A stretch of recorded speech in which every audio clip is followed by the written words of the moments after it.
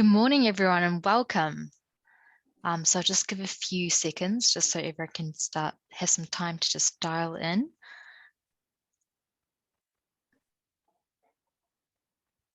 We've still got a few people just rolling in, so let's just give some time.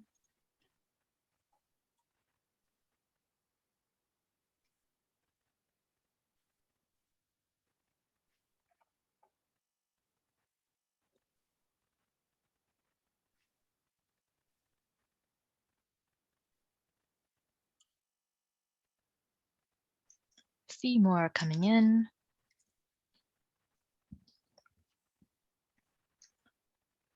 Cool, I think we'll start to make a start now. So hi, good morning, everyone, and welcome. My name's Aisha, and I'm a transportation engineer at Becker, and I'll be your host and MC for this Techweek webinar. So this webinar will focus on artificial intelligence and its opportunity to bring new approaches for businesses, government agencies, academia, and not-for-profits to engage with stakeholders to make more informed decisions.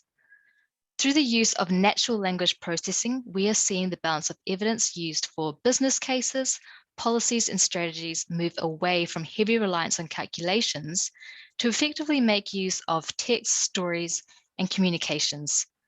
Today, I'm really excited to have Matt Ensor, a business director at Becker, be able to speak about this change and this opportunity to provide meaningful outcomes for everyone.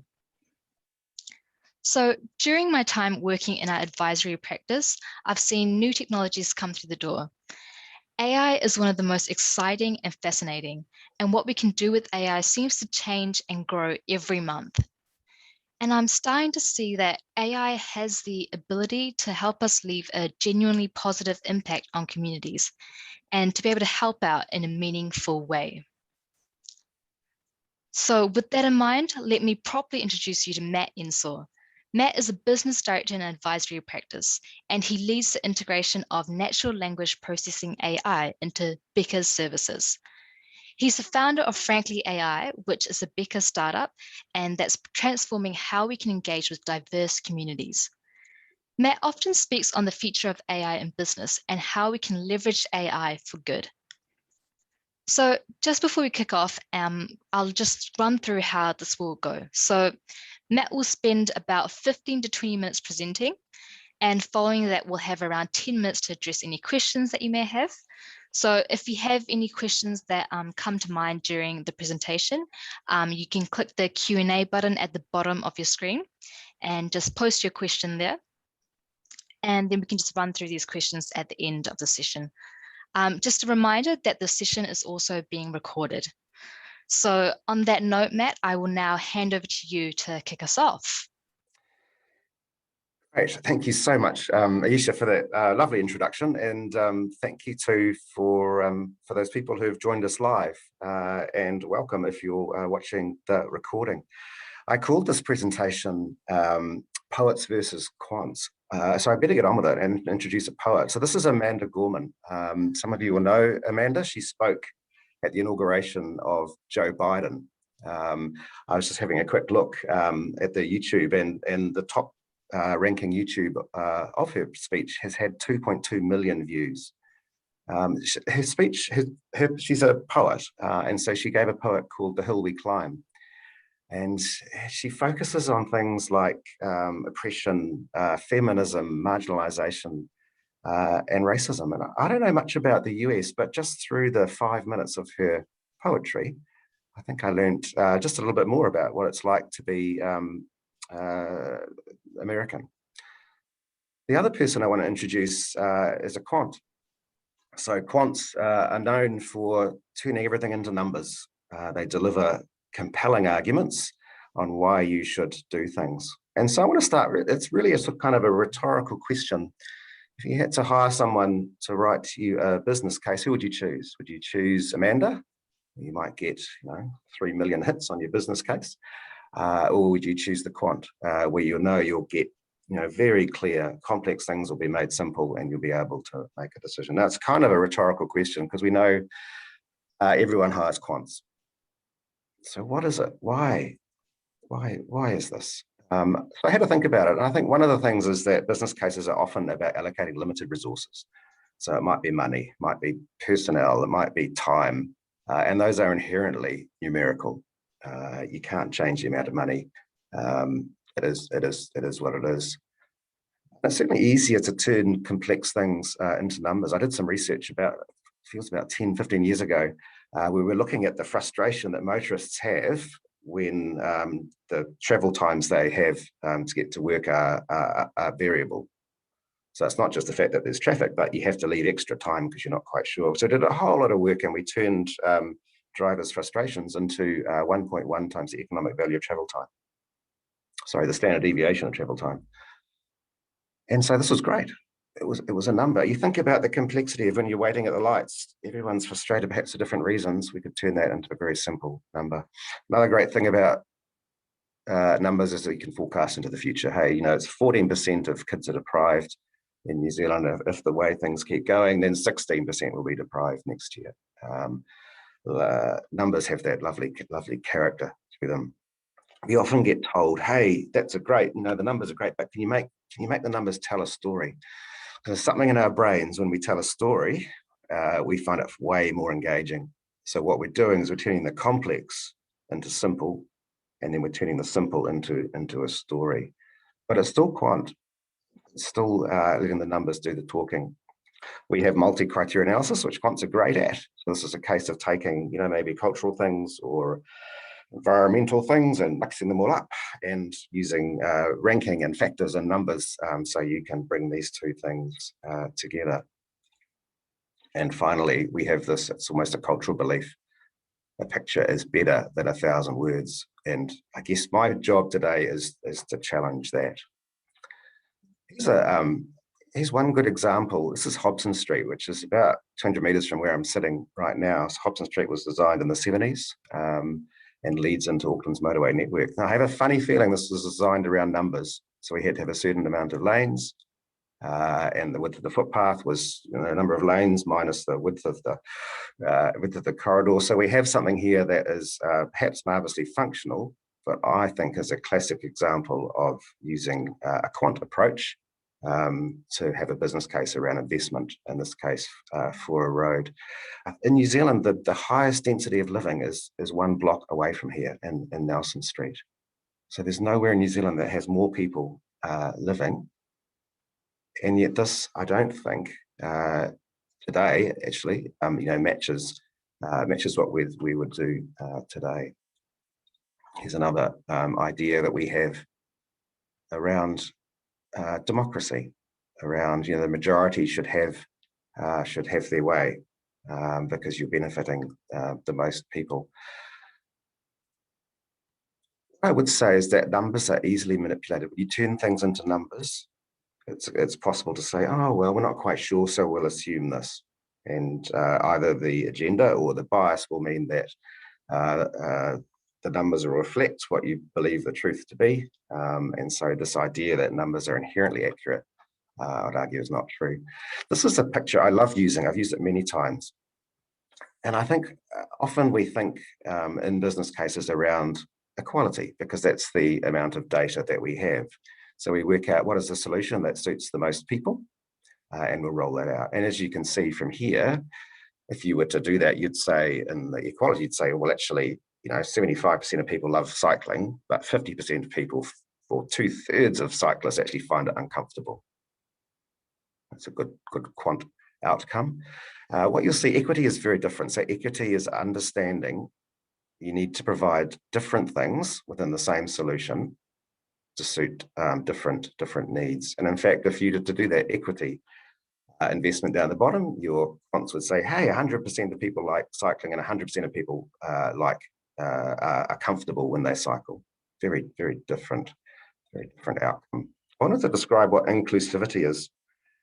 Like any good researcher, I went to the internet and found out what the world says inclusivity is.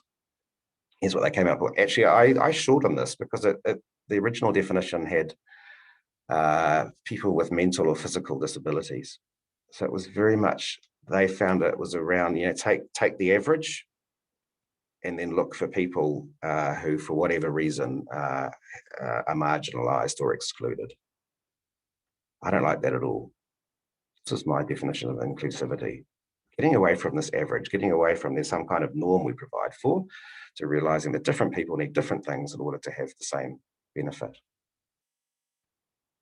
Now, traditionally, that would be like, well, that's great, Matt, but how on earth are we going to take into account 10,000 different people and provide solutions that meet this inclusivity requirement?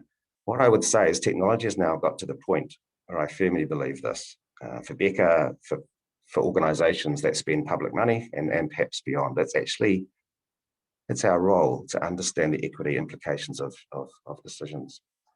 So we have quants. So what's the role of poets? So the poets is to get us away from this idea that the average person or the majority of people define what the solution is, and then we tinker around the edges. There's a lot of cultural information that is just not well described by numbers. I don't know if I have to go into any examples, but this idea of the value of place, maybe it's a historical importance, or it's something to do with technology and how technology works within a part of your city. It's literally not well described by numbers. It can be, you can simplify if you like, but there's just so much richness in there. What I would say is that a lot of the decisions that affect communities, it's about aspirations. It's about stories that people can tell. These are the things that people like Amanda Gorman relate, and these are the things I think which get people really engaged with decisions and solutions. Just to finish off this part, I've come to hate these questions and surveys which say, Mr. Ensor, the Earth is round. Do you strongly disagree, neutral? And the reason is that when you're at the other end of the survey trying to process these things, you get a lovely kind of numerical response. You could say, well, on average, people disagree. But then you've got to try and work out the why. And it's impossible to be sit in the shoes of the people who have answered the surveys. When you talk to the people who answer the surveys, they say, well, I said I disagree, but actually, these are the things that are important to me. So we have to find some way of hearing people's stories. So I want to talk about technology. So this is the natural language processing. I quite like this image here, which is it's a crossover between linguistics and computer science. Some of you will have heard of chatbots. That's a very small part of NLP. Don't think that's what NLP is. So you can probably read as well I can the kind of things that we do there. At Becca, we have some projects where we'll take hundreds of documents, get the AI to read them in a few minutes, and give us all the summaries and well, not the summaries, but where the things that we're interested appear in these documents. It's capable of understanding themes, locations you might be talking about. And as I say there, we use IBM Watson. And it's quite important to understand why. We chose IBM Watson because we didn't want our AI to have to be developed by people who are expert in coding. And so the people who train our AI are actually our consultation experts. So they tell it how to ask questions, how to process responses, and things like that. And at the time we made the decision, IBM we're clearly ahead in doing that. So we've created some conversational agents at Becca. So these mimic face-to-face consultation conversation. This is from one of our clients. You can see we rolled it out. This is a small sample, it's about 300, I think, folk in this sample. And what you can see is our conversations that we're having are giving amazing depth. So our average conversation length at this particular moment in time was just over a quarter of an hour, and people just loved talking to AI. You might not, that's true. They loved talking to AI because they could talk about what they wanted. The AI certainly didn't say, do you strongly agree, neutral, or disagree. I was trying to work out what I could show you with AI. There's a whole lot of stuff around privacy and not sharing information that people give you. So this is pre-COVID, this example I found. So this is all test data. This was from our team that were testing a particular conversational agent that we have. We don't use sentiment anymore. We've found a better way of showing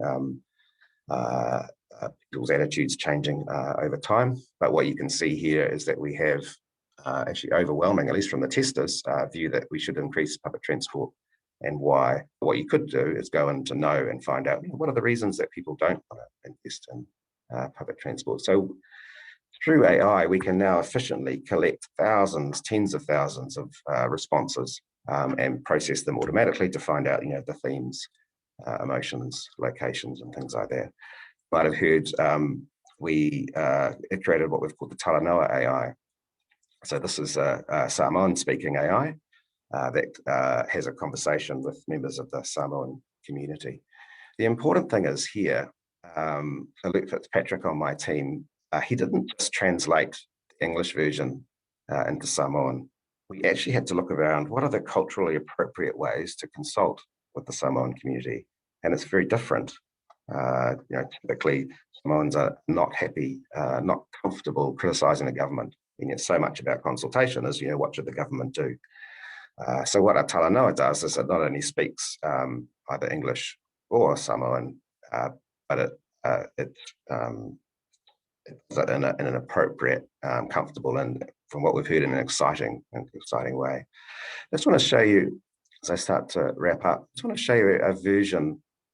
So we've moved on from just having English and Samoan to having other languages as well, including Tao Maori.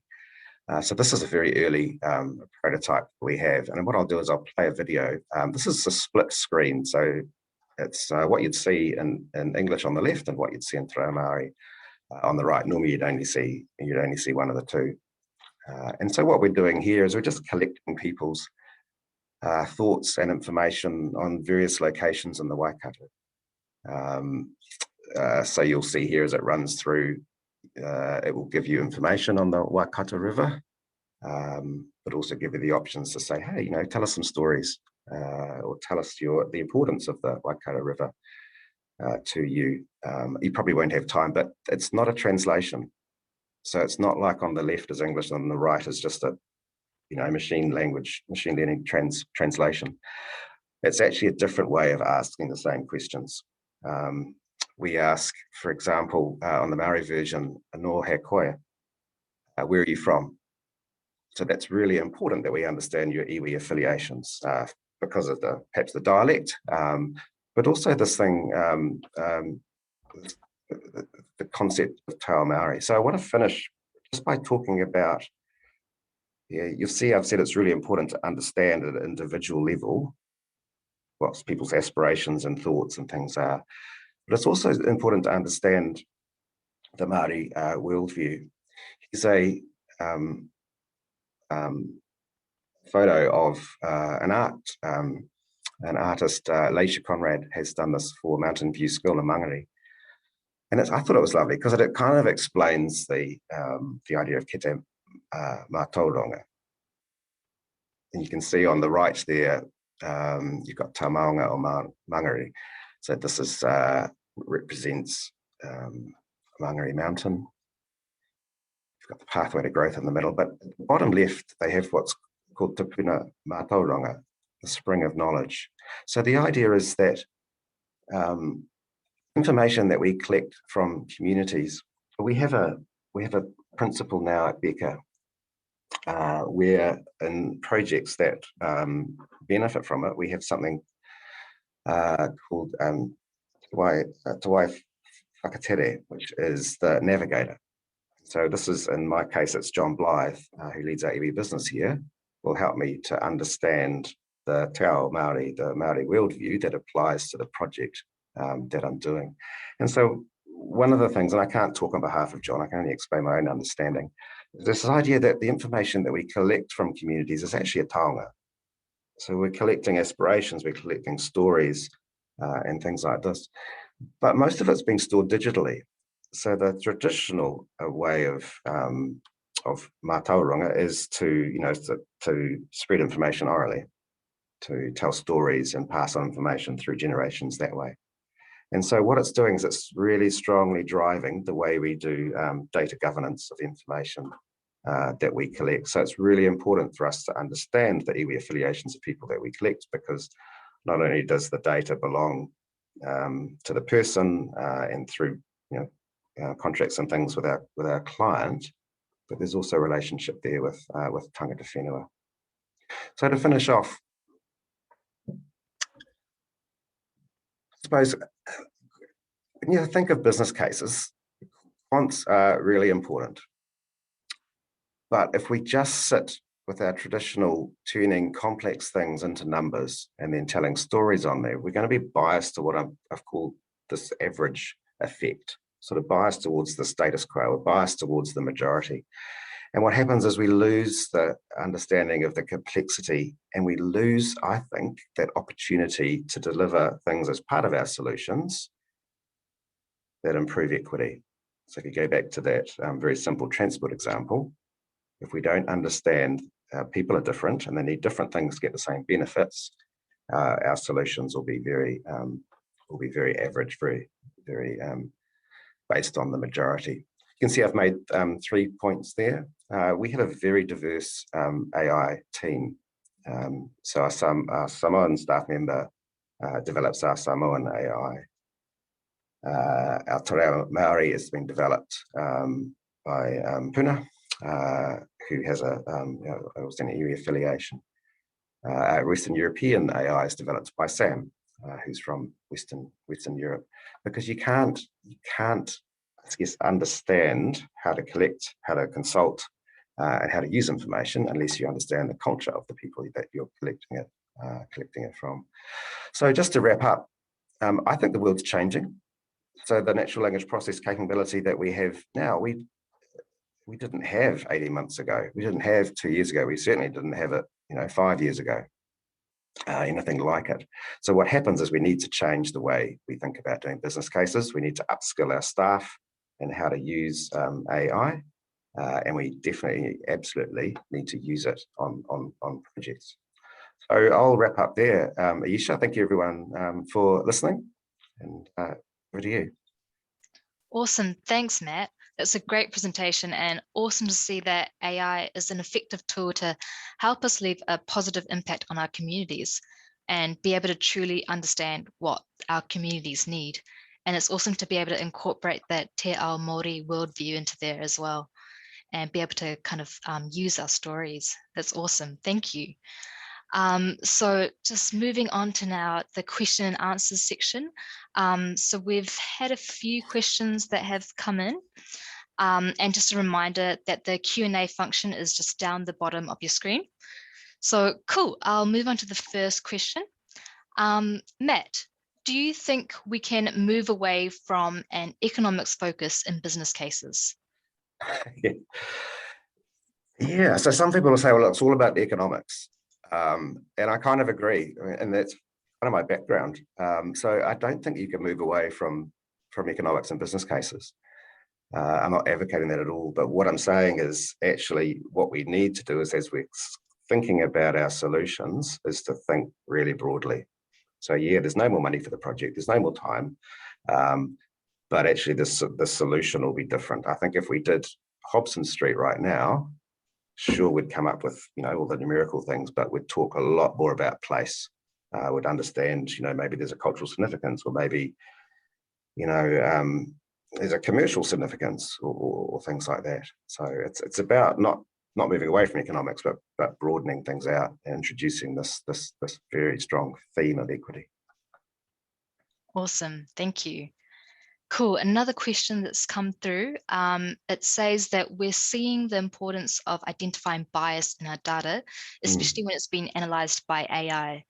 Do you think bias will be an issue? So every conversation about AI needs to include a conversation about bias, without exception. So what we're doing, we're kind of moving away from a biased system. So at the moment, when you engage people, you're almost obliged to take on board their views and build them into your solution. So if you're hearing from the a small sample of society or the majority, you'll kind of bake in the status quo into your solutions. I think to get away from bias, I've seen some fabulous sort of focus groups done in market research where you spend a lot of money, you do it, you get statistically brilliant results, and that's great, but it's a moment in time. And so what I see with AI is that, you can set up your AI and you can leave it on, and you can monitor people, and there will absolutely be biases in, the people who will respond. I probably don't have time to go into it, but it's not the biases that you would expect. We thought maybe it will be young folk who will use the AI more than old folk. Well, actually, no, it's old folk are our biggest fans, older folk. And so, yes, there will be bias in the sample that we collect, but what we're collecting, I think, represents the diversity in society. So it's more of a natural view of that there are a whole lot of differences in the community, and we actually need to process those. And with AI, we can. Awesome, cool, well explained. Another question: how long does it take AI to learn and develop linguistically useful ways of having a conversation? Yeah. Well, AI never stops learning. So the way we did it is we trained our model in English. So that was our Frankly model, and so our Frankly model has 18 months worth of learning in it. So it's incomparable to where it was 6 months or a year ago. And it's the more conversations we have, we continue to train it. It makes way less mistakes, but we're still able to train it. It's what we focus on is engaging. We have there's always a tendency to turn a conversational AI into some kind of chatbot, and so we're constantly looking. One of the conversational agents, someone had programmed to say, please select your option from the following drop-down menu. And I'm like, no one ever says that. Like you'd never say that. So we have to, constantly keep an eye on making things conversational. So our conversational agents will never say something that you wouldn't say normally. You don't ever, drop-down menu, I don't think should be part of anyone's verbal vocabulary. Cool, awesome, thanks, Matt. One more question. So it sounds like you're developing multiple complementary AI models, each one tuned for a specific subpopulation. Is that right? Yeah, it's not quite that simple. But yes, you can't. So all of our conversational AI come through to the same back end. So it's not like you get an insight dashboard for the Samoan population, one for the English population, and so on.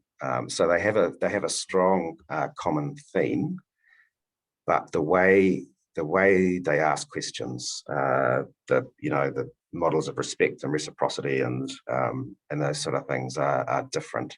So you have to treat them all the same, so that you're not getting different, effectively asking different questions of different populations. But that's exactly right. We do spend a lot of time tuning in, if that's the right word. To get them to translate is 1% of the task. 99% of the task is that expertise around culturally appropriate consultation. Yeah, awesome. Is it useful or counterproductive to superimpose a digital human with whom to have a conversation? So this is interesting. So what we find, we offer all kinds of interfaces, including on the phone, voice, and things like that, and that's important, for folk who are blind, who need some technology like that. But what we find is that people, because we ask lovely open questions, so it's not easy to have an immediate response, and so we find people like the ability to spend, maybe 3 minutes crafting their response, pressing the backspace. And when you have an avatar and voice, what you find is people feel less comfortable because you can't press backspace on a transcript. It's kind of there, and so we could provide an avatar, and there are many benefits in that. But I think what we're finding is text is king when it comes to this stuff. Awesome. Cool. I think we've got time for one more question that's come through. Taonga in Māori culture is an object or natural resource which is highly prized. How is the value data generated from the AI agent shared with the community that it comes from?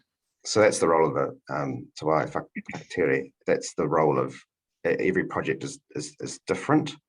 And it's a case of is working out actually how you're going to share that information. What I'd say is, small pieces of information, where people like to walk is probably not a taonga, but when you get this larger amount of information, then you've kind of got to think very very carefully about how you do that. And that's not my expertise. All I can say is that you need to have someone on the team who has those relationships and has those conversations to make that happen. Awesome. Thanks, Matt. Thank you. So thanks everyone for joining us today. I think that's all the time we have for questions. We hope everyone's feeling as inspired as I am. Please feel free to reach out to us if you have any further questions, and we'll be sending out some contact emails after this so you can be able to get in touch. And there will also be a quick survey that will pop up in your browser shortly.